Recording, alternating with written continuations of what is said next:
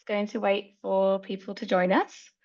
But welcome to our first content-focused session of the Global Youth Climate Training. Really excited to be here with you all. I can see everyone coming in from the waiting room, so I'll just give people a few minutes to filter in before properly getting started. But while you're waiting, if you want to put where you're calling in from in the chat or say hi, that'd be great. Hi, all. If you could also change, we don't have breakout rooms today, but kind of just to get you used to it, if you could all rename yourselves, including the language of your preference next to your name. Yes, I can see some people have already done it. So thanks, guys. You've been reading the emails. But yeah, we're so excited to have you here with us for the Global Youth Climate Training first official session.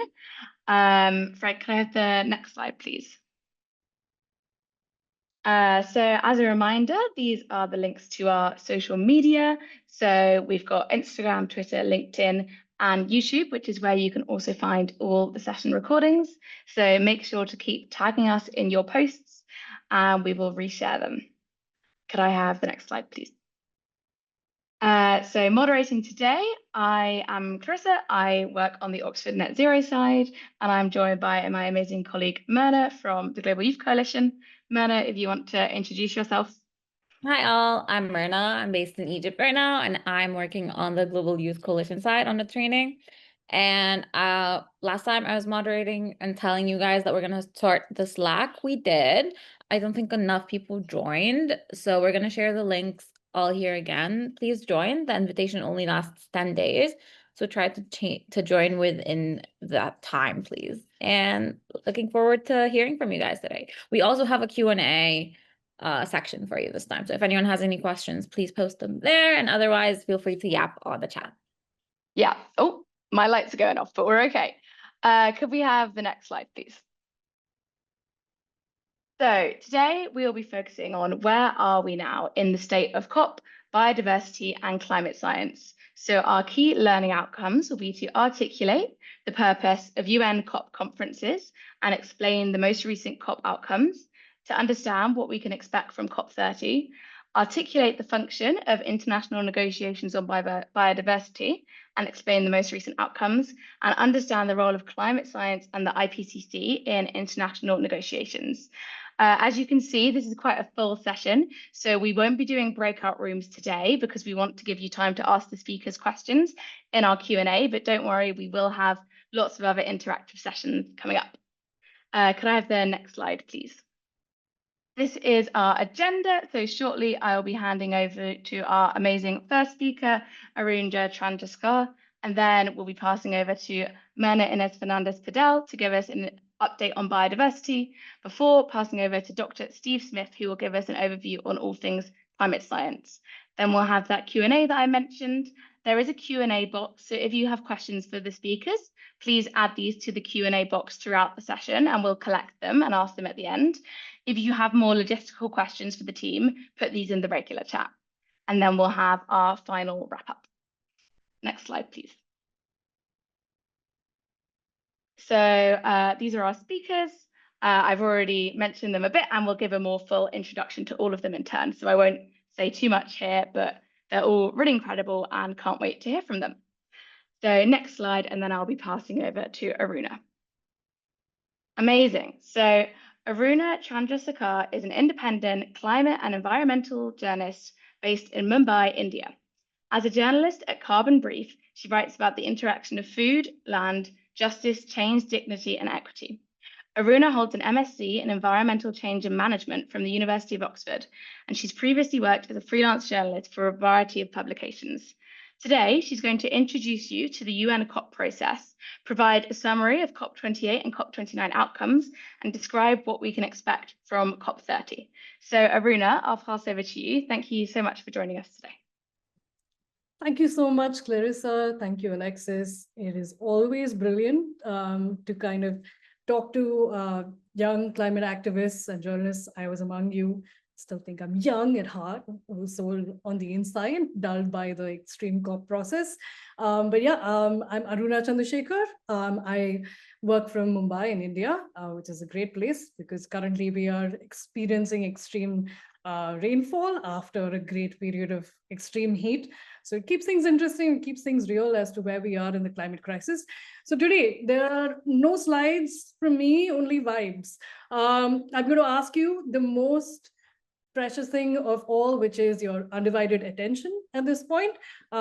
Just to sort of give you an overview of what COPs are, what just happened, what to expect, and how to make sense of all of this in the kind of world we're living in, the kind of geopolitical moves that we're seeing, and of course the impacts that we're seeing day after day, and the kind of big questions around what are COPs for, what are they even good for, do we still need them? Lots of those questions that we've seen over and over again, where we look at the political process and whether it'll ever keep up with reality and what we're experiencing, and those questions around very, very real fears of what the climate science is pointing us towards. I know that there's a lot of talk of future generations, and I keep throwing my hands up in the air saying, I think our generation is already going through it, and I'm a millennial. So yeah, I think focus on what this process is yielding and why it's important, as a lot of people tune out of it or look away or have news fatigue, I think is really quite important. So thanks so much for giving me a chance to talk to you. I'm Aruna, I'm a COP junkie. Why do I like going to these things so often? I genuinely like people, and I think that's really important when we keep talking about climate change.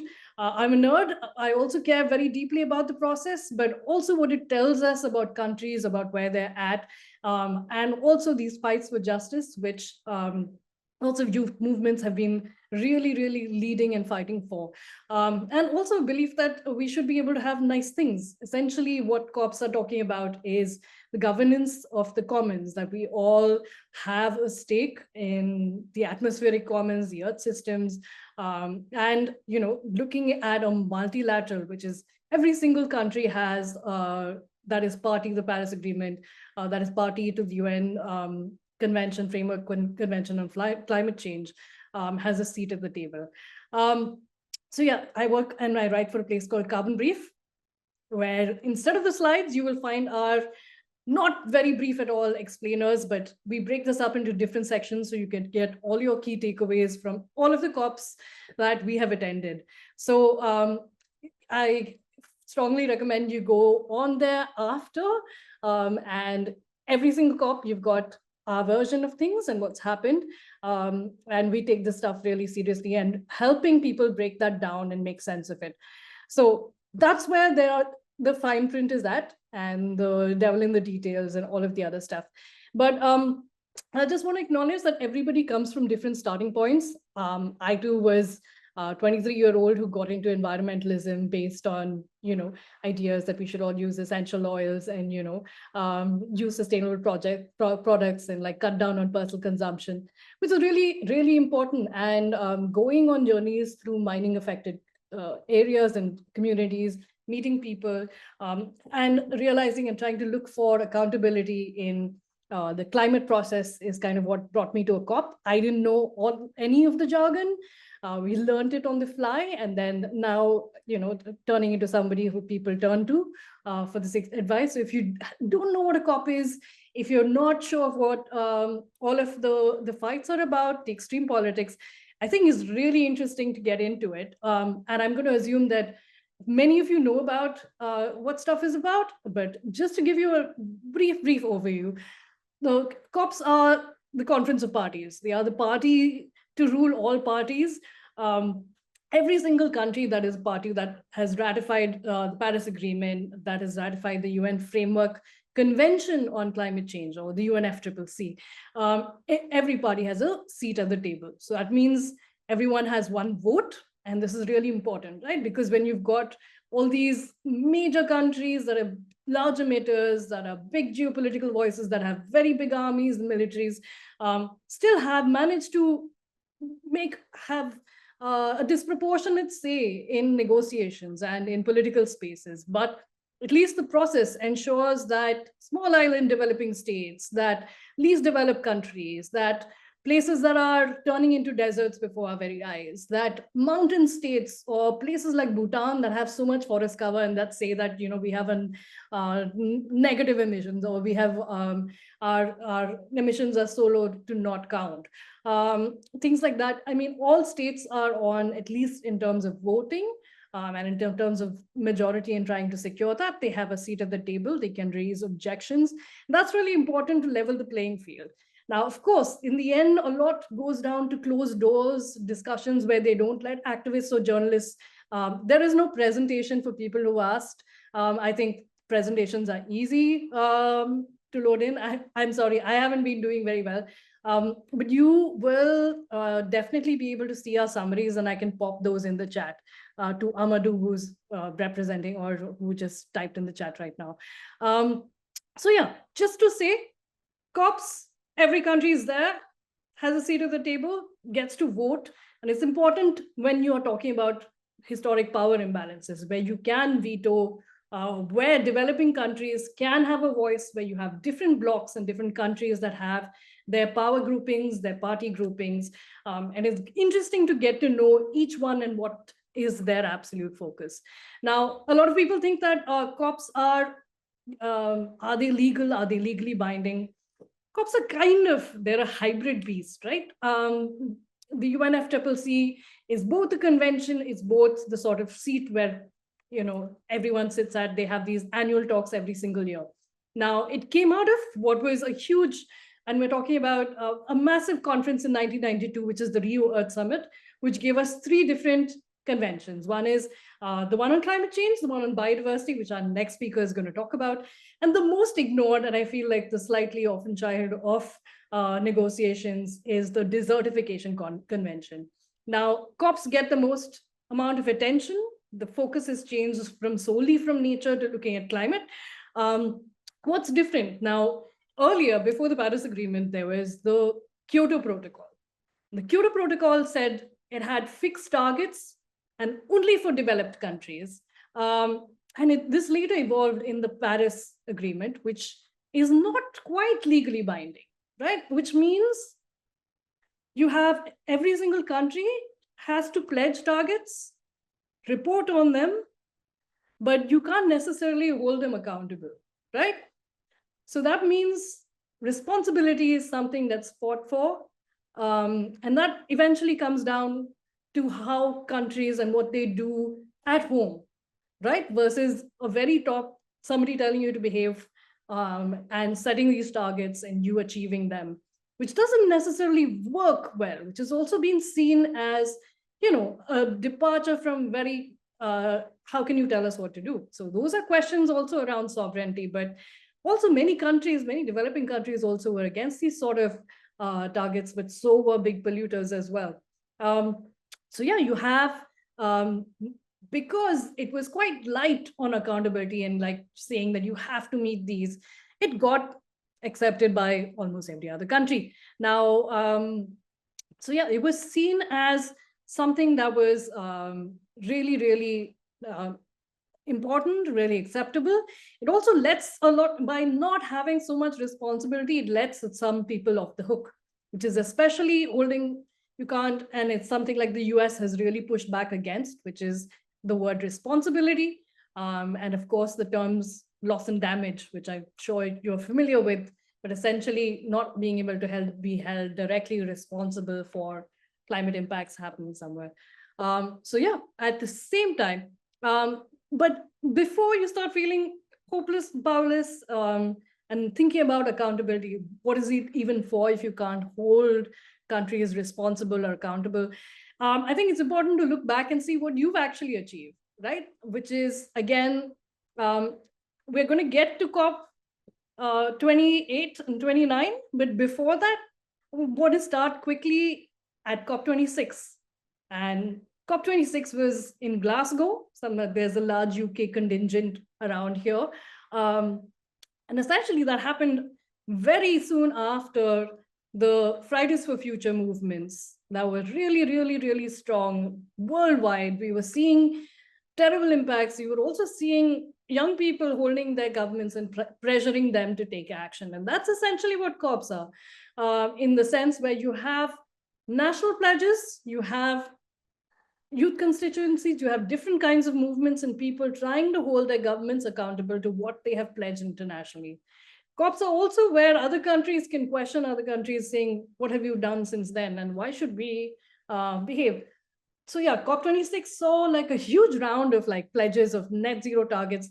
Now the word net zero and what it means and whether it really holds up is a different question, but there was an absolute flurry of pledges that came about then.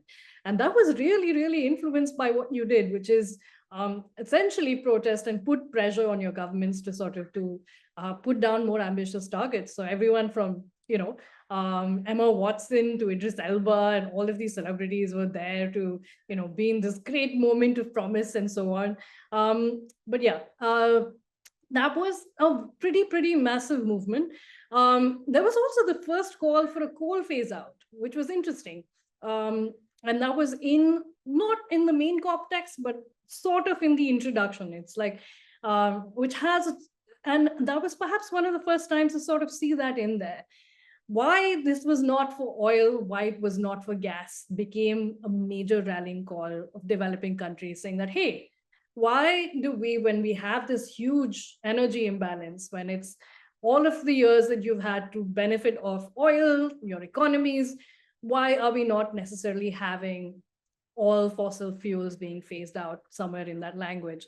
So that was, one of the sore points that was around COP26. But again, led a lot by what you do. And I feel like it's important, before there's any, COP seem dank and are they worth anything.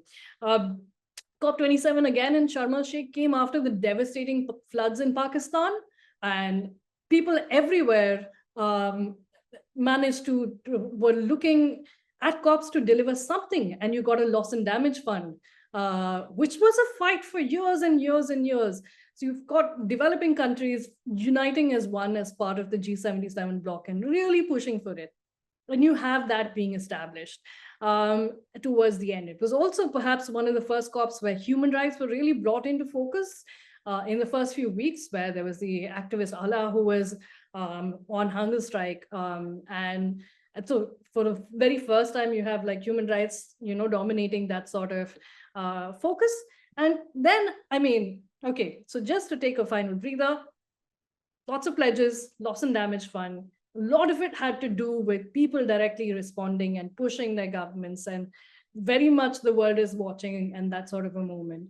Now, COP28, and this is where we kind of look at what that the COP in Dubai was about. A lot of people were like, oh, this is in a fossil fuel again, and another oil producing nation, what should achieve? But the COP28 in Dubai was essentially a report card, right? To see, it's a once in a 5-year temperature check to say, how is the Paris Agreement working, right? Has everything we've done since it started, has it made any difference? Where is the world going? What's happening in the world? It's essentially countries agreeing on a version of history. And history is very political. What we write about it, how we sign off on it, what is a version that we can agree on is really, and what do we do forward in the next 5 years to get there or to make things better?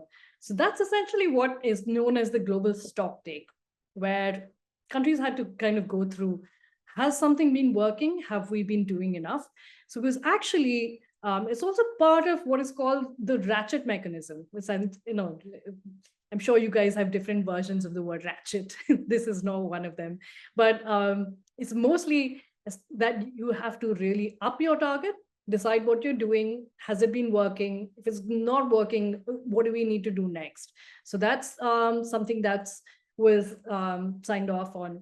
And for the very first time, the COP called all countries to transition away from fossil fuels, and that they must accelerate action in this critical decade. Why is that a big deal? Because it took nearly 30 years for a COP decision to explicitly call out all fossil fuels, right? But it doesn't say phase out. It does not call for the full phase out. And instead, it made sort of gigantic concessions as well as loopholes. So yeah, in how it says it still makes space for certain fossil fuels to continue. For one of the things which was really controversial is how it labeled gas as a transition fuel. And also how it put like biofuels as part of the solution and other low carbon based fuels. Many other things were given a pass in this version of the stock take, but it does put down, of course, a lot of the science. But this is perhaps was one of the most upsetting parts, because that was a huge campaign to get phasing out all fossil fuels in the text, right? It's in Dubai, you've got an administration, the presidency was under a lot of pressure, but at the same time, you have major powers to go. So anyway, so that was, that's essentially is COP28, and COP29 led to the other major outcome, which is the part where it is incredibly depressing, which was the Baku Climate Finance COP, which is essentially, okay, we want to do all of these amazing things, brilliant things, where's the money? And where is the money from now until the end of the decade? Now, developing countries were calling for 1.3 trillion, and eventually you got 300 billion with a lot of fine print, with a lot of disclaimers, with a lot of, we don't really know what this means. Could it be private finance? Could it be public finance? How are those numbers? Is it debt or inflation that is going to be adjusted? Which is shocking, because you've got countries that are at the front lines that are doing estimates on how much it costs once you're destroyed to rebuild from scratch. Where is that money going to come from? You may have a loss and damage fund, but you may not have money in there. But now we're at this point, which is the background in which COP30 is going to come into. Now, COP30 has no major targets, essentially to negotiate in terms of mitigation, but you're also talking about adaptation, where the global goal on adaptation is going to be coming forward, and how to monitor adaptation in the world is one of those key kind of stake points that exists over there. And that is one thing to watch for in terms of the fights. Another thing to look out for is essentially that by February this year, countries were supposed to have announced revised pledges, so new targets. We're halfway into the critical decade, which is from Paris Agreement starts, officially implementation starts in 2020, we're 2025, halfway mark, new NDCs, and we've got absolutely, we've got a survey. There's not enough of countries which have pledged, but also it's important to consider the background, because without finance, without accountability, with the countries like the US pulling out of the Paris Agreement, with the kind of budget aid cuts that we're seeing, with countries spending more on defense than they have on climate, and that reaching record levels that haven't been seen since the Cold War, it's going to be important. Yeah, thank you so much, Aruna. We're right out of time, so if you wouldn't mind wrapping up, that would be awesome. Yeah. Thank you. Yeah, so just the absolute last 30 seconds to wrap up, which is to say, this one is going to be really a COP that is, again, really important for vibes, to see who steps up. All eyes are going to be on China, whether it takes the role and steps in the shadow of the US pulling out, how countries decide to agree together, and whether they do actually decide to step up on action, considering such little climate finance that has been made available. Like, what is the incentive to behave when every country is doing their own thing? And for me, that I think is the most important thing to be able to watch at COP30 in Brazil under, again, the Lula presidency and what it really brings to the table. So yeah, that's it from me. Thank you so much.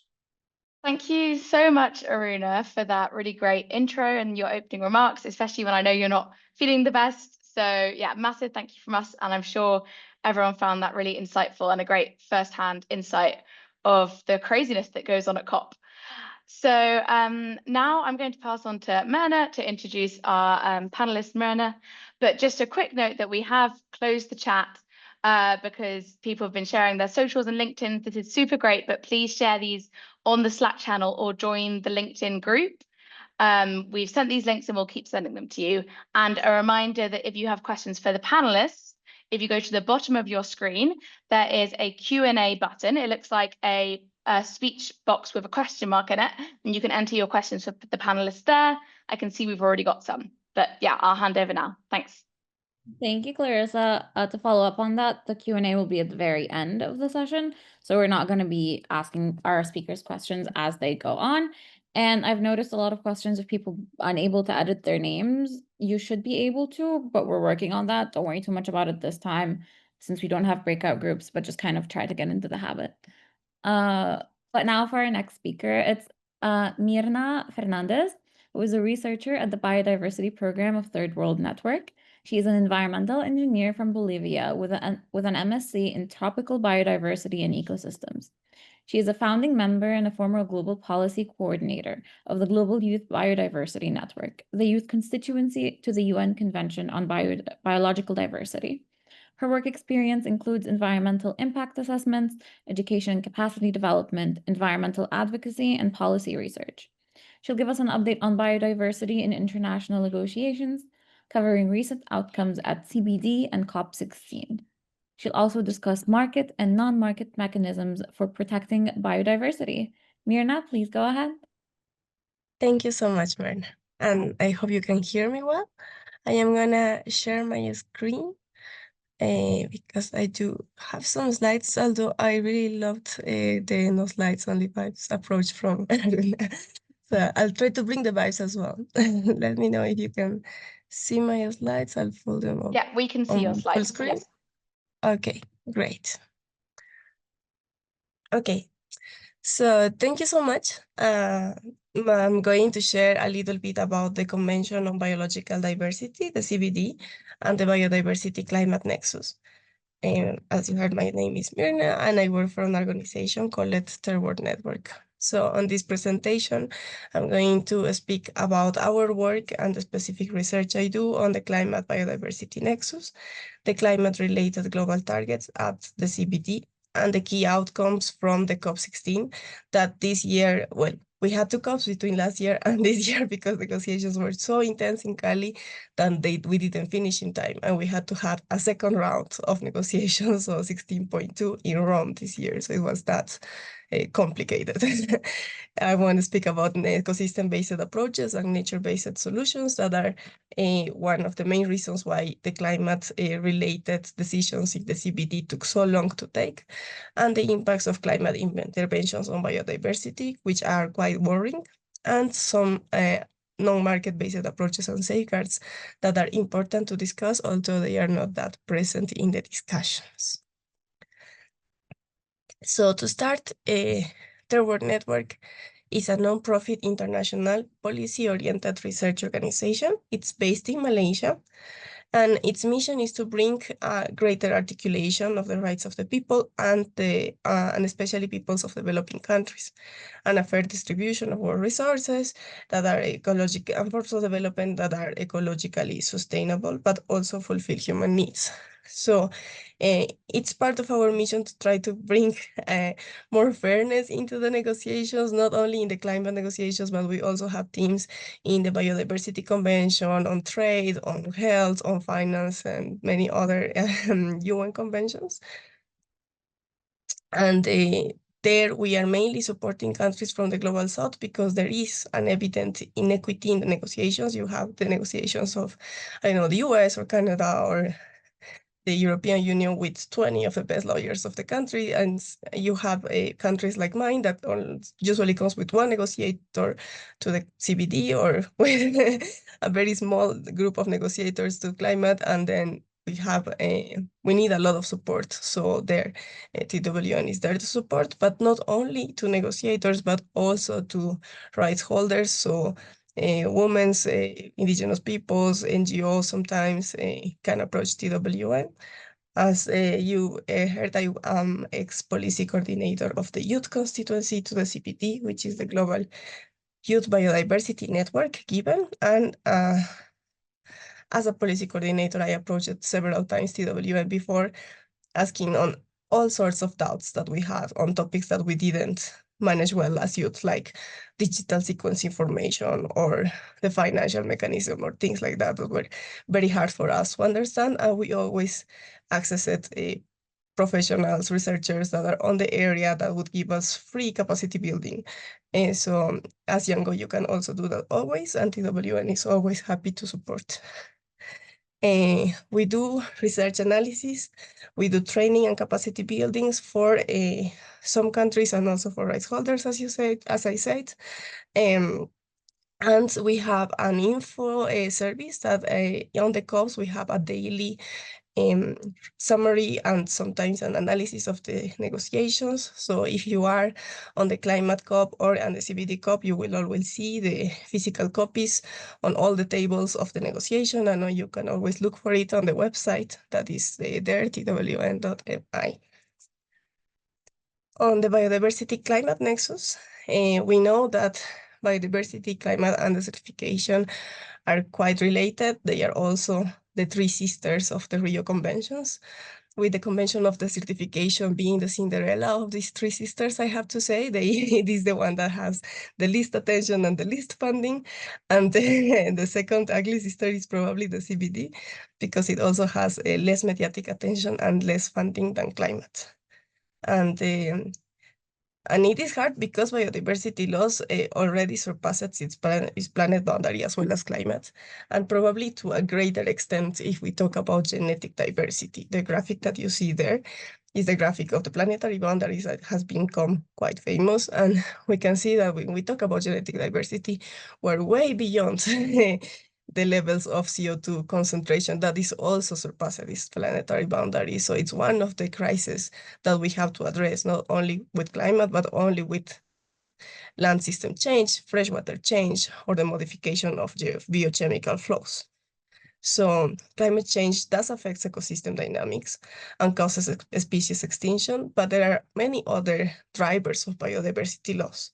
In general, is the extractivist policies that countries implement that are keep relying not only on fossil fuels, but also on minerals. Now, the climate goals that talk about a just transition or an ecological transition are depending on other ways of creating energy, like lithium or other critical minerals that also affect a lot biodiversity. Just to give you an example, in Bolivia, in my country, we have one of the biggest lithium reserves, but it is on a very critical protected area that is a Ramsar site and a flamingo spot for nesting. So if you want to exploit the lithium there, we're going to lose all the biodiversity there. That is the most important protected area in our country. So my research here is trying to bring in a critical perspective, especially on climate policies that have affected biodiversity loss in negative ways for many years. We know that a carbon focus is dangerous, both for biodiversity and for communities who depend the most of it. Because if you only think about the carbon, then you're forgetting everything else, the animals, the communities that depend on them, the whole ecosystem. You're just focusing on the carbon. An example of this is, for example, when we had the REDs starting, the REDs are the mechanisms to get funding based on the carbon sequestration. It's from reduction of emissions and deforestation. We had a golf camp that got RED funding because the grass of this golf camp was highly efficient on sequestering carbon. And we had indigenous communities that were protecting primary forests that couldn't access RED funding because they couldn't get the tools to measure the carbon that the trees in their area were sequestering. So having this kind of focus that only carbon matters is really dangerous for biodiversity and also for people. And we can see also that biodiversity markets that are a new tool that is being discussed in the CBD are very dangerous as well, because these are modeled after the carbon markets. And we have seen that the carbon markets failed. Aruna knows probably a lot. Carbon Brief reported a lot on the failures of the carbon markets. And The Guardian also had a big chunk of the scandals that have been shared around carbon markets. So The Guardian projected that probably 90% of the carbon credits were representing projects that were phantom credits. Even the EU has a report that says that 85% of the projects that are for carbon credits didn't really contribute to climate mitigation. So We see that this didn't work, and now the problem is that the CBD wants to implement biodiversity offsets as well and biodiversity markets as a great tool to increment biodiversity finance. I'm going to explain a bit the logic behind these two things. So in carbon offsets, as you see in this imagery, are supposed to have the industries and governments that support practices that release a lot of CO2. So instead of reducing our emissions, we are going to buy carbon credits that correspond to projects that either mitigate or restore areas that in theory you plant trees that absorb carbon, and in the end you are replacing the carbon that you are emitting with the carbon that you are absorbing. Here we are comparing gigatons of carbon with gigatons of carbon. The problem is time, because it's not the same time that you take minutes to emit carbon to the time that a tree that takes decades or centuries to absorb the same amount of carbon. So this is not realistic. With biodiversity offsetting, the things come even worse, because it's supposed that, let's say I am a mining industry and I cause of the deforestation and destruction of 4 hectares of Amazon rainforest, and I am going to support a project that plants trees in another country or in another part of the country equivalent to 4 hectares as well, and here I am compensating my impacts. Or even say, okay, I'm going to plant in 5 hectares, so I will achieve something that is called nature positive or net positive. It doesn't make sense, because we are not comparing carbon with carbon, we're comparing a totally different ecosystem and species that are lost and are not replaceable again. And also most of this is going to be manipulated through the indicators, through the baselines, and is not going to achieve any biodiversity outcome. I'm going to talk about more of this later. So as you see, there is a lot of the biodiversity that is related to climate, and the targets that were agreed in the new global biodiversity framework, which is the new framework that we're going to have for the next 10 years on biodiversity, has 23 targets, and from these, most of it have some impact on climate, but probably the most related to climate are these set of targets. The target on restoration, because as you see, it affects climate and biodiversity. The target on conservation, that is also used for offsetting. And it talks about protected areas and other area conservation mechanisms. The target 8 is the most important because it's the climate target. It's minimize the impacts of climate change on biodiversity and build resilience. The target 10, that is related to agriculture, aquaculture, forestries, and fisheries. It's also very related to climate policies, because most of them, these projects report to biodiversity and to climate policies. Target 11, that it's about restoring, maintaining, and enhancing nature's contributions to people. Nature contributions to people is a new framing that replaces a little bit the idea of ecosystem services, and it is an approach from the IPES, that is the scientific arm of the CBD, something like the IPCC on climate. We have a target on sustainable consumption choices that is also very related to the climate impacts that they have, and the target on reducing harmful incentives. And it's a very ambitious target. It says it's supposed to reduce at least 15 billion per year. And one of the biggest harmful incentives are the incentives to fossil fuels in every country. So if this target is achieved, that will also mean a lot for climate. From these two, the ones that are the most related to climate are 8 and 11, because they both rely on nature-based solutions and ecosystem-based approaches, and I will talk about them later.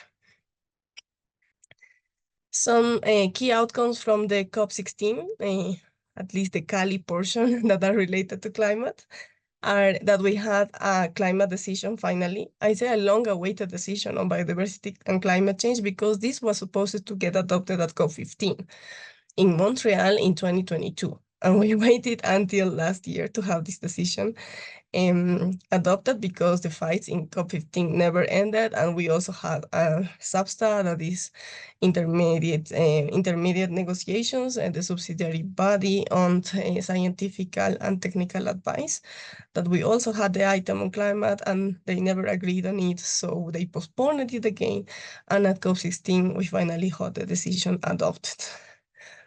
We had some key proposals that were removed, sadly. For example, there was an assessment of the impacts on carbon and biodiversity markets on biodiversity. That was a proposal from the youth, and that was removed. There were references to the risk of bioenergy and large-scale land conversion. That was removed as well. The reference to common but differentiated responsibilities that is so important for countries from the global south was removed, and rights-based approaches that was for sure going to be one of the main things of this decision, in the end got removed as well. But we had some wins. We had a reaffirmation on the CBD's moratorium on geoengineering, that it's a win. We know that in the UNFCCC, it's way more difficult to address geoengineering. So at least here we have a safeguard. We have a focus on ecosystem integrity in the decision that is very important, because we discussed that the focus on the carbon is so dangerous. So it's good that here we say the focus has to be on ecosystem integrity and the protection of indigenous people's rights. We also decided in this decision to develop a supplement to the guidelines on ecosystem-based approaches for adaptation and ecological disaster risk reduction to address climate mitigation. It is because there was a CBD supplement with guidelines to implement these approaches that didn't have anything related to mitigation and nature-based solutions. This is a new concept in the CBD. So they decided to do a supplement on this, and the new fight will be on this supplement. On the second part of COP16, the main discussion was about finance, because that's the discussion that didn't finish in Colombia. Here, at least, we have a path forward to resource mobilization. It is already agreed that we have to mobilize at least 200 billion per year. And there was an historic agreement to arrange the financial mechanism by COP by 2030. And this is going to be a dedicated financial mechanism that is going to work under the COP and not under the GEF, and is going to support developing countries to address their biodiversity targets. This was a huge fight, and we almost lost it. And it's still not ideal, because we still have to wait until 2030 to have it. But after seeing the huge financial failure on the climate COP, we were very worried that we were not going to have any result on the financial mechanism on biodiversity. So at least we have this. And there is also a decision that seeks cooperation between conventions, including UNEP, and all relevant conventions and relevant multilateral agreements. That includes the Convention on Climate and the certification, but also others like Ramsar. Hi, So Myrna, it is also quite important. just to interrupt super quickly to say you have 5 minutes left, and if you could just slow down a little for the interpreters, that would be really appreciated. Thank you. Okay. Okay, thank you, and sorry for the rush. I'll try to make it on time, and I will slow down. So, as I said, one of the main fights on the climate decision on the CBD was between ecosystem-based approaches and nature-based solutions. Ecosystem-based approaches are there in the CBD since 1995. They are adaptation-focused and have been used without major conflicts. I have to say that they have been used that much because there has never been enough funding for the implementation of ecosystem-based approaches. But at least they have principles that are also defined under the CBD that prioritize participation, inclusion, the prioritization of ecosystems functioning. So there are many ways in which this can really help the improvement of ecosystems management in a way that they also support climate adaptation. Nature-based solutions, it's a more new concept. I understand that they have appeared in the UNFCCC before in the CBD than in the CBD. And in the CBD, they have been introduced as a as support for climate mitigation. And the big fight was starting from there because developing countries, most of developing countries, especially Africa and some Latin American countries, said, hey, we discussed mitigation in the climate negotiations. Why are you bringing mitigations into the CBD? And also because as we see mitigation and these approaches to mitigation, like carbon credits and carbon markets, have not been effective in the CBD. So why would you bring them into the CBD? And the definition was not there yet. The definition just entered in under UNEA, that is the United Nations Environmental Assembly. And it's a very broad definition, as you can see. So almost everything can be nature-based solutions. It can be conservation, restoration, sustainable management, even natural or modified ecosystems. So how wide this definition is also helped to many actors, especially private actors, to take advantage of it and implement nature-based solutions in ways that are not very beneficial for the environment. For example, Shell, the big oil company, has a nature-based solutions plan, and it focuses massively on tree plantation. And we can think for sure that these are going to be monoculture plantations. This is not beneficial for biodiversity and especially not beneficial for indigenous communities because many of these projects happen on their lands and cause land evictions and abuses to human rights. What we need to think about here is safeguards, but it is really hard to talk about safeguards right now because none of the safeguards defined in the Rio Conventions have ever been effective.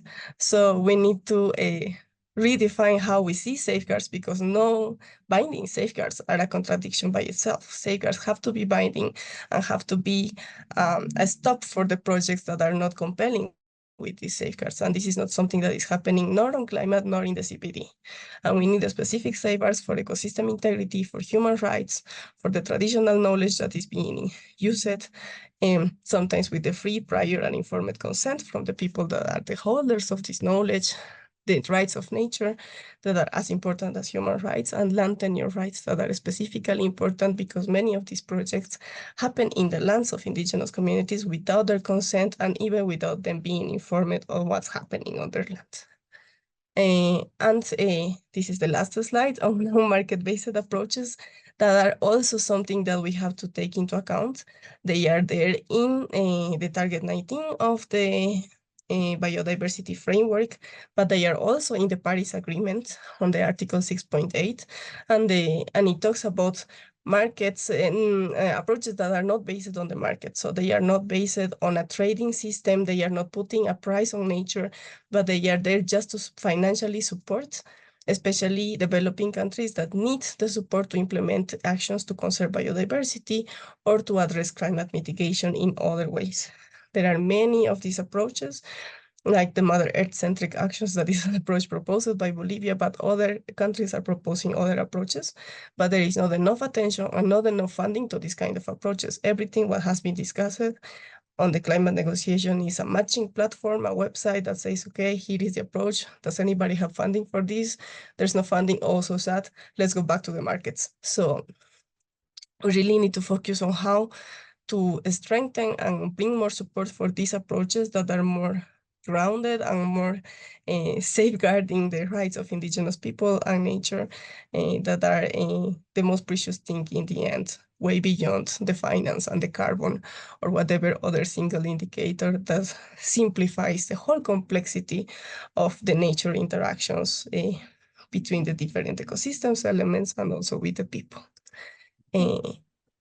For more information, you can go to the websites of TWN and the Global Youth Biodiversity Network if you're interested also in being part of the biodiversity discussions among the youth constituency. Thank you so much, Mira. That was fascinating. That was so cool. And so many people are interested in having your slides. Could you please send them to me as a PDF or like an editor's view in Canva? Thank you so much. And now I'm passing to Clara to introduce our final speaker. Thank you so much, Mirna and Ronan.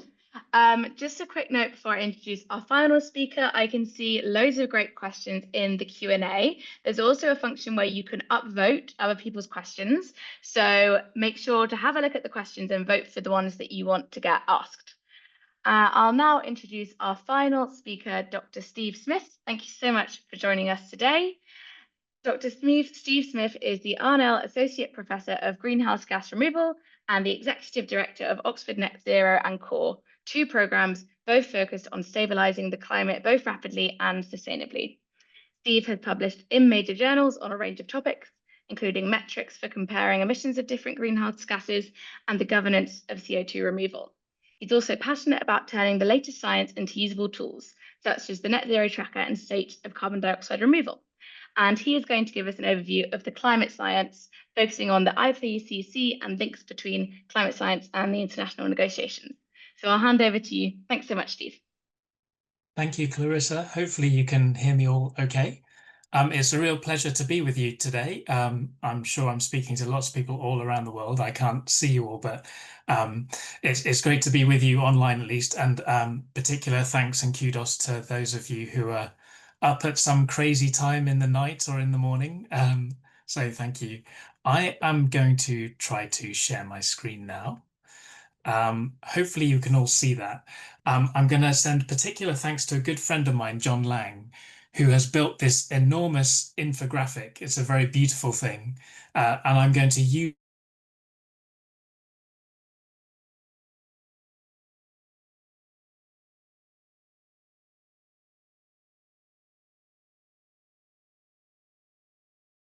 science through to the international negotiations on climate change. Now, as Clarissa said, I'm an associate professor at the University of Oxford, so I'm a scientist. I started out studying atmospheric physics. I got to look at clouds for a few years and research them as a physicist, which was a lot of fun. And then I worked in UK climate policy for about a decade. So I was translating climate science into decision-making at a national level in the UK. And now I'm back at university doing research, doing climate research on what we do to stop climate change. So I've been a reader of Intergovernmental Panel on Climate Change reports, or IPCC reports for short. I've also been a contributor to reports. So people often in climate change circles, they say the science is certain, trust the science, or they might even say, I don't believe the science. But what really is the science? Well, it's both a body of knowledge, it's things that we know, but it's also the process by which we get that knowledge. So what I hope to do just in the next few minutes is explain what we do know with confidence and what we don't know with confidence in climate science, and also the role of the IPCC and how climate science feeds into the negotiations. And I'll start off by admitting something to you all. Even I didn't really know where to get the best climate science or what the IPCC was until I was doing my PhD. So when I'd finished a degree in physics and I was actually doing research in atmospheric physics. So if it took me until PhD stage to really understand what was going on, I can completely understand if you feel a little bit confused by this, but hopefully you will be a little bit less confused by the end of this. So as I said, I'm going to use this infographic, which hopefully you can see on your screens, and I think it's going to be shared in the participant folder after this session, so you will all get to take a look at it in your own time. But really, I'm going to start off by explaining what the IPCC is, and then very quickly going through some of the headline messages. So the structure of the IPCC, if I scroll down a little bit, see these 4 bubbles, there are actually 3 working groups. One works on the physical science basis. What's the physical science behind climate change? How do we understand the climate system and what's happening to it? There's a second working group on impacts, adaptation, and vulnerability. So this is really, given the changing climate, what are the changing risks we face? What are we vulnerable to? And what might we be able to do globally to adapt to the changing climate? And then the third working group, which is called Our Options here, that's about mitigation, That's about how do we end climate change. So that's really the story about how do we reduce our emissions and put a halt to global warming. Those three working groups, every few years, get together to do a big assessment report. So there are actually 3 assessment reports, one from each of the working groups every few years. And then those 3 working groups get together to create a synthesis report. That's the 4th circle you see further down. Now, several hundred experts contribute to this. You might be able to see just at the top of this graphic that the IPCC selected 782 experts from across 91 different nations to contribute to the most recent report. It's called the 6th assessment report. So there are a lot of scientific experts involved in these assessments, and they actually looked at over 85,000 different studies. So those researchers, those experts, they got together and they discussed and reached a consensus on what the latest science is saying by looking across those 85,000 different published studies. So a really important thing to say at the outset about the IPCC is the IPCC is not doing new science. You might have heard a criticism of the IPCC actually, which is that science doesn't proceed by consensus, right? It only takes one person to be right in science, but if the facts are with them, then they have the right science. But that actually kind of misses the point of the IPCC. The IPCC is not doing new science, but it's bringing together the experts who really know what they're talking about from around the world to reach a consensus on what the latest science says. So when you're doing science, you just need one person to do the right science. But actually, when we're making decisions, if you're a policymaker, for instance, you probably want to know what most scientists think, right? So the IPCC is not a process for new science, but it's a process for reaching expert consensus that informs decisions, especially global ones about climate change.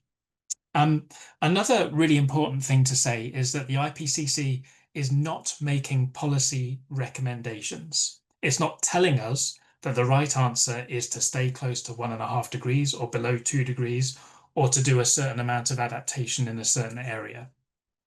The IPCC often talks about being policy relevant, but not policy prescriptive. So it's bringing together the best science, but then that's allowing decision makers to make the decisions. Now, another thing just to say briefly is that because the IPCC process is based on reaching a consensus amongst all those experts, some people have also criticized it in the past for maybe leaving out some plausible extremes. It tends to kind of work towards the lowest common viewpoint that all those experts share.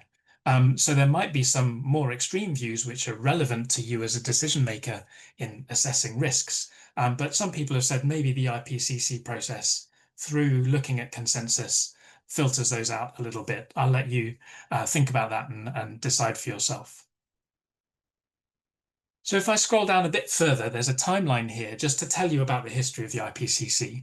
The IPCC has grown and evolved alongside the COPs, the International Climate Negotiations. So it was first formed in 1988, and it was established by the United Nations and the World Meteorological Organization to bring together volunteer scientists to do these assessments. And the first assessment report came out in 1990.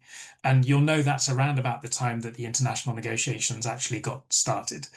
And so we've had assessment reports every few years since, the most recent one being the 6th assessment reports. And these things have a big impact on the climate policy process, as well as policy making at national levels, and all sorts of people read IPCC reports, so they're a global good. Now, the IPCC reports are often termed as best available science. So if you're reading through texts from COPs and international negotiations, you might see references to the best available science. And that, in a sense, is a kind of code often for whatever the IPCC says. So it's really become the preeminent source of scientific information for the negotiations. So if you're interested in the science that feeds into the COPs, do read these IPCC reports. They're publicly available. You can easily find them on the web. They're huge. They're really thick tomes, so you don't have to read all of them, but they're an incredibly rich resource. I still use them as a reference if I want to dig into a particular topic. The other thing is that these are bought into by global governments. Government policymakers around the world have to sign off on these IPCC reports, or at least sign off on the summaries for policymakers and the synthesis reports. So the scientists write the underlying chapters, the underlying assessments, and then the summaries get agreed line by line with governments. So another little trick. I mean, that's important because it means governments have to own the conclusions of the IPCC reports. But if you want to see in a more unfiltered way what the scientists have chosen to write about and what their conclusions are, dig down into the underlying chapters, because that's where you'll find the unfiltered science. So I'm just going to talk for a few minutes about the key messages. And John has helpfully summarized them as: number one, it's real; number two, it's us; number three, it's bad; but number four, there are things we can do about it. So I'll just spend a little bit of time on this. And this is a massive condensing and leaving out of a lot of information in the IPCC reports, but hopefully just a few headlines that are useful to you. So number one, it's real. You've probably all seen this graph of global temperature over the years. It's sometimes referred to as a hockey stick because you have a long period of fairly flat temperatures and then this sudden tick up.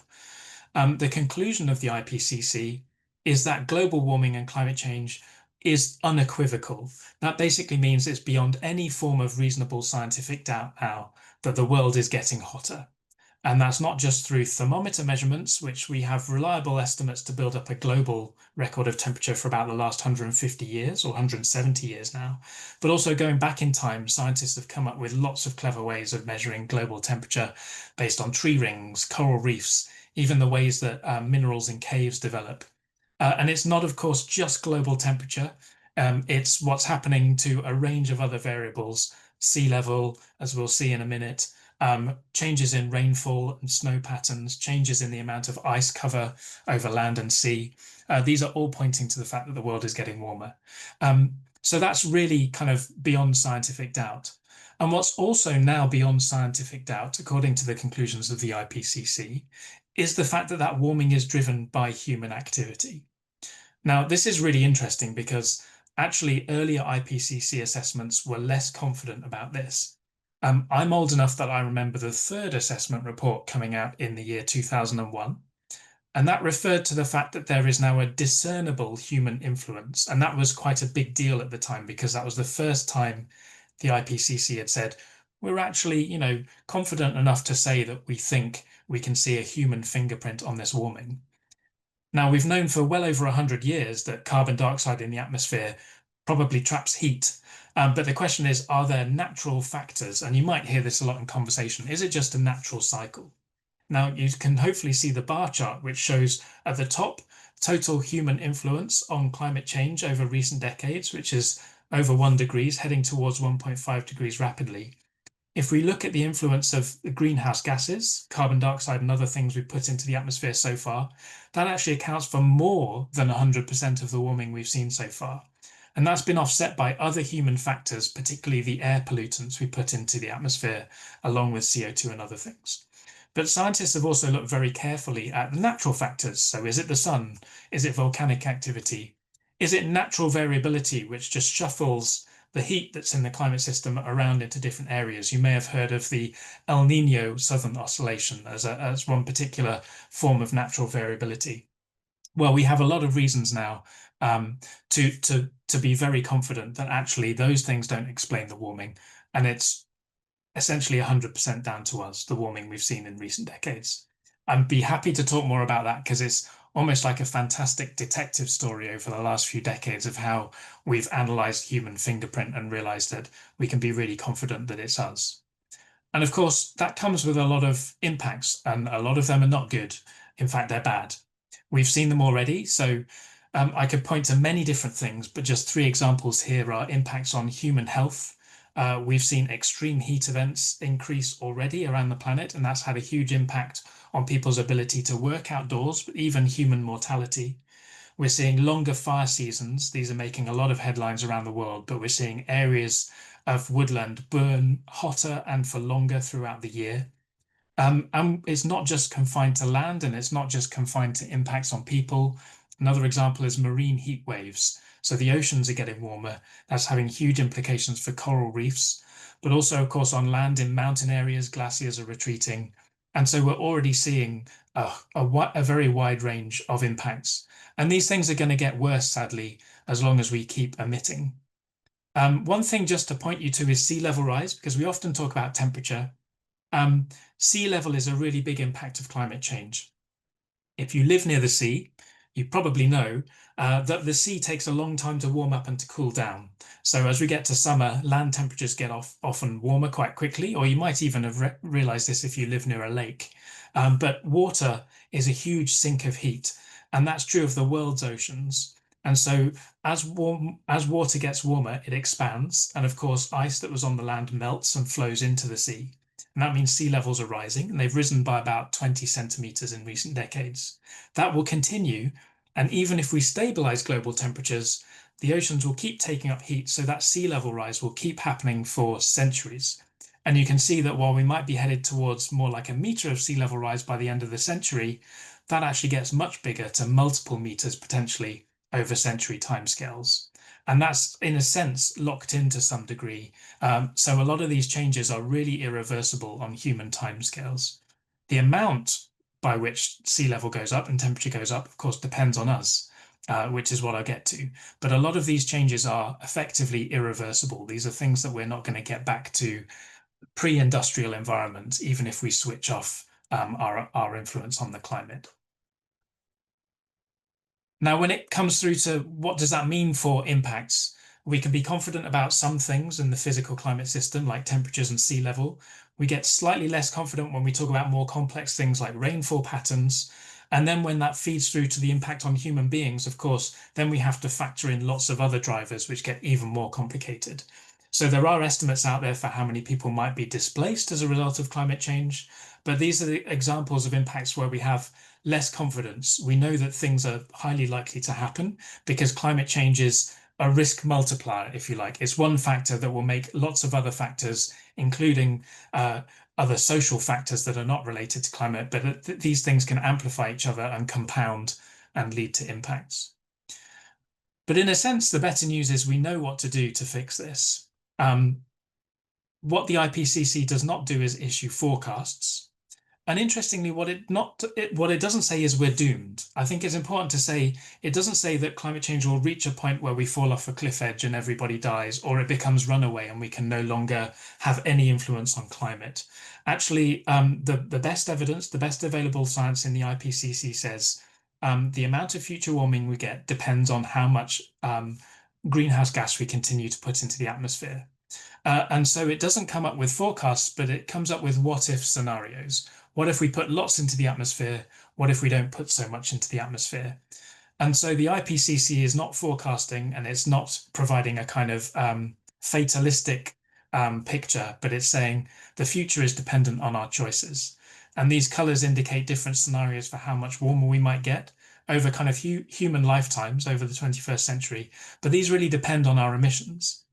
And just nearly to wrap up, a really important aspect of this is the fact that we need to get down to zero emissions or zero net emissions of carbon dioxide into the atmosphere. You can think of the atmosphere as a bathtub and it's filling up with CO2. That's mainly because we have the tap on in terms of our human activities, burning fossil fuels and chopping down trees. Now, the Earth takes up a certain amount of CO2. It's lending us a helping hand through its natural CO2 removals drain. You can see in this diagram, Earth's natural lungs that take up CO2. We can do an awful lot by turning off the tap, and we can also do a certain amount by improving the plug, by increasing removals. But we know that temperatures will stop rising once we actually get all the way down to net zero CO2 emissions. So I should wrap up there. There's plenty more in this infographic for you to explore, but I just want to take you to the bottom, because the bottom line here that John has summed up in this excellent infographic is that the future depends on two things. One is how the climate system responds to what we do to it. And then the second factor is how much CO2 we put into the atmosphere. How much do we influence the climate? The IPCC is an amazing resource. There's almost no endeavour like it in terms of an attempt to bring together scientific knowledge so carefully and so comprehensively.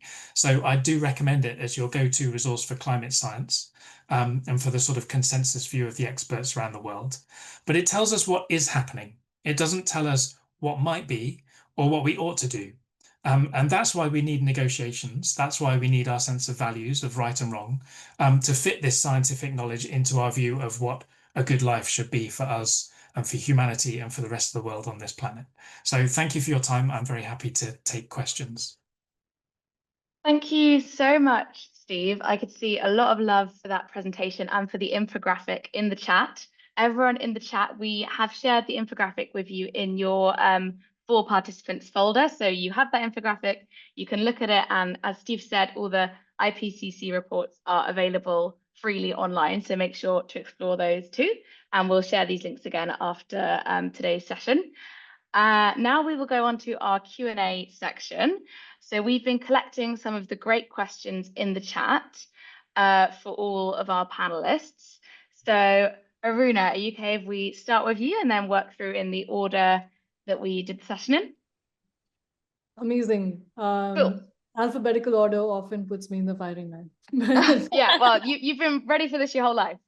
So the question I saw had the most upvotes in the Q&A panel was a bit of a long one. What is the purpose of COPs if the voices of underdeveloped and vulnerable countries aren't heard?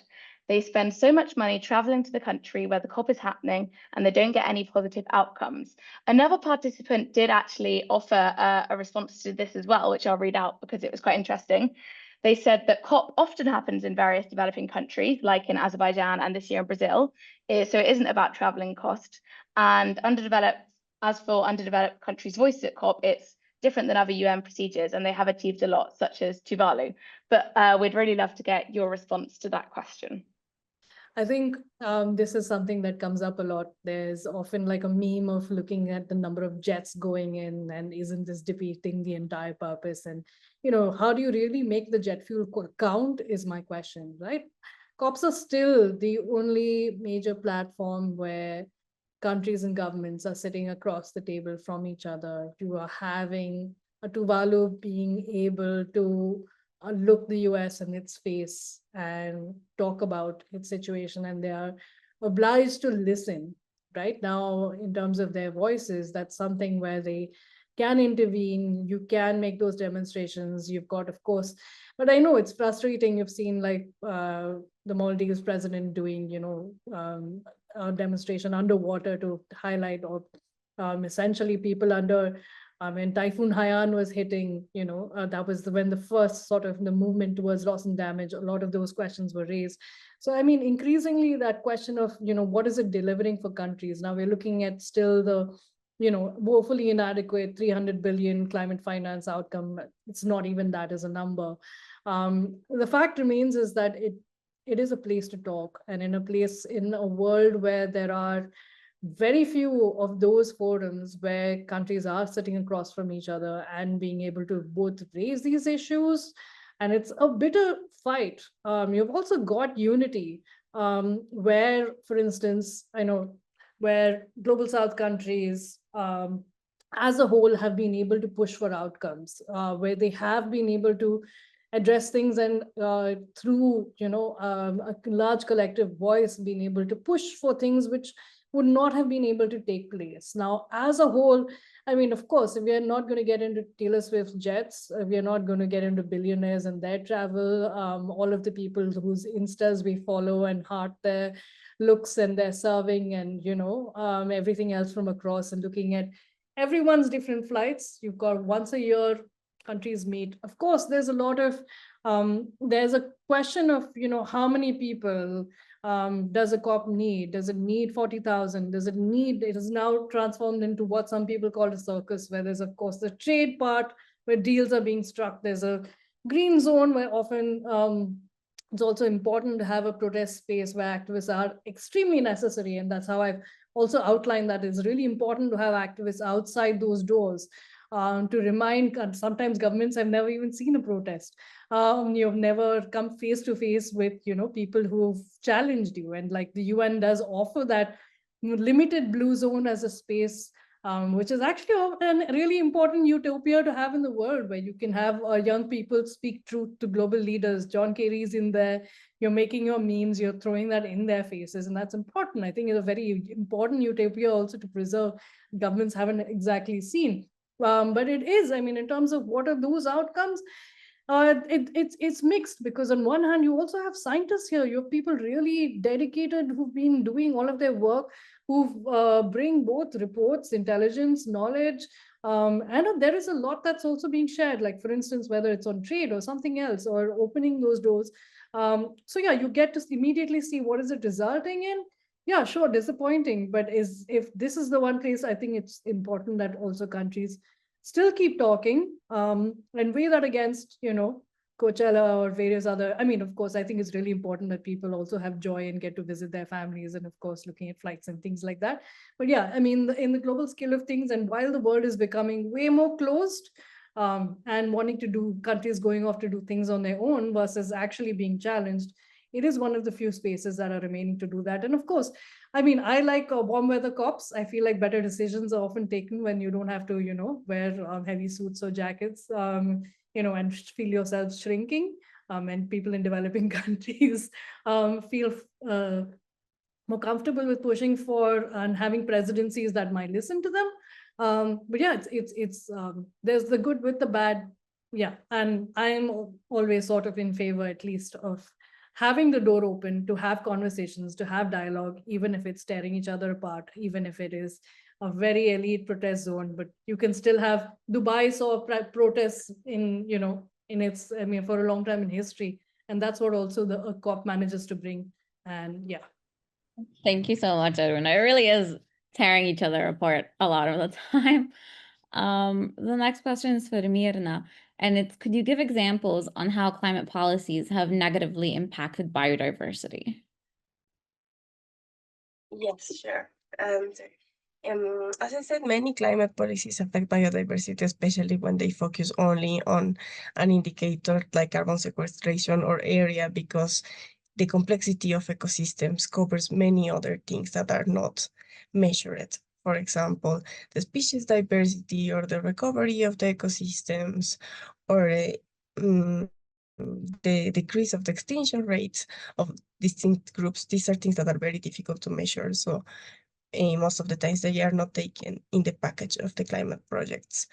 Most of the climate projects that involve monoculture plantations or species that are growing rapidly, because fast growing is most of the times a faster carbon sequestration, and all trees don't absorb as much carbon as trees that are growing. Then these plantations can go into protected areas or into indigenous people's lands, and then biodiversity is affected. An example, for example, in my country is that we lost more than 10 millions of hectares in forest fires just in the last year. And the restoration policy that is being implemented is focusing more on how to restore in area-wise and not species-wise. And the species that are lost then will be probably lost forever. And then the focus will be mainly on how fast we can restore in terms of area. And then we say, see, our forest cover has regenerated and everything is fine. But if you look at the species level, many of the species that were not even known to science, we will never have them again. Yeah, thank you so much for your answer and for your great presentation earlier. The next question is to Steve, and go ahead. Aruna, did you want to do a follow-up on the question directed at Mirna? Is that it? Yeah, here's my tiny also, not for Mira's question, but for the question of what COPs are, just sort of reducing, we expect a lot to happen in these things. Essentially, implementation is in countries, right? So it's essentially about, this is a once a year festival. This is a great lineup. You've got your headliners, you've got your, stages and different tracks. It's important both to send signals and to say that, okay, here's where we are at. And it's also to see where countries are at, what are the loopholes, what are they pushing for. So it's an important temperature check to kind of get where they're at in terms of how the politics is matching up with the science. Where the real implementing happens is in your countries, is in governments. And of course, yes, that there is absolutely a need for conditional support, that there is a need to be able to push back against things, that there is, you can only have as much ambition as there is resources. And that's an important point to check. But yeah, I do feel like also, whether it's in holding global North governments to account, which as voters you can, or as movements you can, or within communities you can, that's where a large amount of the action needs to be taking place, whether it's as professionals, as contingents, as movements. So yeah, I feel like people and movements are already way ahead of cops. So I think, yeah, placing lesser of an expectation, but keeping the door open to conversation and to guard against these directions. Yeah. Yeah, thank you so much. And yeah, that's why we're so excited to be here with all of you amazing climate activists from around the world. So now passing over to Steve, we've had a lot of questions about the type of knowledge that is prioritized in the IPCC. So I'll just read out the most upvoted one of those questions. This person has asked, since the IPCC reports are built on consensus from 782 experts across 91 countries and aim to be policy relevant but not policy prescriptive, how do we ensure this consensus building doesn't unintentionally silence frontline Indigenous or community-based knowledge systems that might not be represented in traditional climate spaces, especially given how critical these types of knowledge are for understanding impacts, options, and solutions at a local level? Thanks. Yeah, thank you for the question. I mean, it's something that does come up a lot. I've not been directly involved in the scoping of IPCC reports, and that I've contributed around the edges, but I am aware that there is quite a lot of discussion about how to make sure there's a good information flow, and a recognition that, by far and away, most of the contributors and certainly most of the studies that get cited for IPCC reports do come from a European and North American context. So I dropped a link in a written answer to one of the questions to a really good Carbon Brief article actually about the diversity of authors and inputs into IPCC reports and how they've changed over time. So do take a look at that if you're interested. I mean, at its core, the IPCC was set up to collate and assess scientific information. So it's kind of in its DNA that it looks at scientific reports, although it does also look at what it sometimes calls the grey literature, which is stuff that has been assessed and is seen as robust, but hasn't necessarily been through the traditional peer review process. And I think that there's increasing discussion about how to make sure that Indigenous forms of knowledge are properly reflected. The particular area where that would be good, that I think the questioner touched on, is examples of responses in kind of adapting and becoming resilient to the shifting climate that communities find themselves in. So I think that's something the IPCC is live to, but it's not a kind of fixed issue. There's still more work to do to kind of feed that in a way which both balances the different viewpoints that are there and the different ways of doing things, which Europeans and North Americans might have blind spots to, but also ensures that there's a kind of robust evidence base, which means people can trust the evidence that comes out of the IPCC. I would say though, just to add, that the IPCC is not the only forum for that. I think the negotiations are a crucial space where different community viewpoints, different value sets come up against each other. And that's, the difficulty, but also the precious thing about the negotiation space. So the idea of kind of differing values, the IPCC does have a set of values around scientific rigorousness and impartiality and so on, and it's impossible to be value free, but actually some of those other aspects do and really should come in the negotiations. And I think a real challenge is, how do you get that interface working well? Because it's not working perfectly at the moment, but I think there are people who work in the heart of the IPCC who are very live to that issue and very keen to do better on it. Yeah, thank you so much. Miranda, did you want to take the next question? Yeah. Sure. It's directed at Aruna, and it is, what is the status of Indigenous representation at FCCC COPs? I know CBD COP is establishing a subsidiary body for Article 8J, which will have Indigenous representation. Does anything similar exist at other COPs? There's definitely an Indigenous caucus, and there are voices, but I do agree, and that's one of the things which has been great to report as a journalist at the CBD as well, is the fact that Indigenous peoples have not just much more of a voice, a stake, and a real space in the outcome of the CBD or the biodiversity negotiations, and not so much at the climate COPs. At the climate COPs, there's very much, okay, that we put them at the forefront of protests. A lot of groups protest and say that, we're mostly and largely relegated to, participating in these, but not given enough and equal of a seat at the table. There is, of course, an Indigenous caucus. They are especially vocal during a lot of negotiations around carbon markets, around decisions that connect or that are connected to forests, or things that involve land use change, mostly because, of course, a lot of people tend to either forget that the part of where these the solutions or mitigation solutions have a very real impact on ground and how they impact people. And I think, of course, there are Indigenous caucuses as well as coalitions, like countries that have their representatives. Of course, there are various sessions to sort of bring them in, but I would argue that the CBD has much more, and of course, looking at Article 8J, that is establishing a subsidiary body for Indigenous peoples, I think have much more of a stake, and there's much more space for observers as well within the room. And I just keep, I look at that thing of there was the last question that was coming in there, which is okay, should COPs be virtual? Yeah, I think that's impossible. I'm just going to take that quickly just to dispel it, because so much of this can only happen face to face. So much of this relies on people meeting and countries meeting and having in-person, face-to-face discussions about, hey, what are your priorities? Or someone trying to reach a quick compromise. You cannot do this on Slack. There is a lot. I would lose my mind. I work off Slack on a daily basis. A great intergovernmental Slack is what a lot of us would have imagined. But I do think, of course, there are certain, where are you going to protest? Is that do you establish a breakout room on Zoom to have a protest and it just gets shut down? That sounds really terrible. It's not, you have to be physically outside those doors.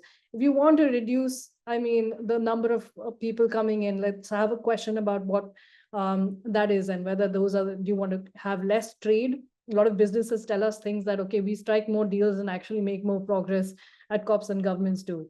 We also know that there's lobbying and there's a bunch of other things. So where do you thin it? And it has become a bunch of different things to different people. Of course, COP30 in the Amazon, that is raising a whole bunch of different questions. We were also wondering whether, have a part of it in Rio and have a part of it somewhere else, and not necessarily in the Amazon all the time. But yeah, I think those are valid questions and people need to continue to raise them. But man, there is no way that this can be virtual. I'll show you. Yeah, thank you. And just a note to everyone, because both Steve and Aruna's questions there were about Indigenous and local communities. We will be having a whole session focused on Indigenous people and local communities later on, session 5. So make sure to save that date if you're curious about these topics, and we can dive into that in a lot more detail then. I think, sadly, that will be all we have time for today, because we have just about 1 minute left. But please join me in saying a massive thank you to our incredible speakers. We really appreciate you being here today to share your knowledge, and yeah, your presentations were all really amazing. So massive thank you. I'll hand back to Myrna, our moderator Myrna, to give the final reflections. Fred, if you could just put those final slides up. Thanks.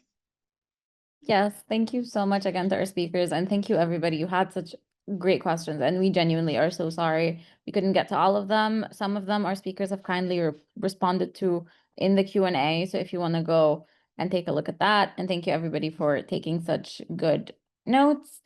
So in closing, a lot of people asked about the attendance form. It's sent out 24 hours after the session in an email, in a follow-up email. It's basically a short quiz that all the questions are pulled from the community notes. So if you go through your community notes, answer the quiz, you're fine for attendance, and it was sent out for last session as well. And it is compulsory for your certificate. Remember to also fill out, if you want, the Youth Foresight Research on Intergenerational Equity. The link was sent out in the last follow-up email. Finally, we're so happy you all enjoyed the session. It was great. Our panelists were amazing. If you post anything, please tag us or follow us at our social media handles in front of you over here. And then our next, obviously the session was recorded, and the recordings will be sent out after the session as well. And all the slides are going to be in the cohort folder that was shared with you guys. Please join the Slack and the LinkedIn group. We had to shut down the chat today because of too many people sharing their LinkedIns. We really like the chat. It's very good to hear people's inputs. So please leave your LinkedIn to the LinkedIn group or even to the chat. Finally, our next session is June 4th. It's the session on climate finance, which in your applications, everybody seems super excited about. Our speakers are gonna be Elena Pereira, Charlene Watson, and Marina Guello. And we're so excited to have them. Thank you for joining us today. Thank you once again to our speakers. And yeah, we'll see you next time. And thank you to the interpreters. Apologies for speaking fast. You guys are always amazing. Thank you all so much.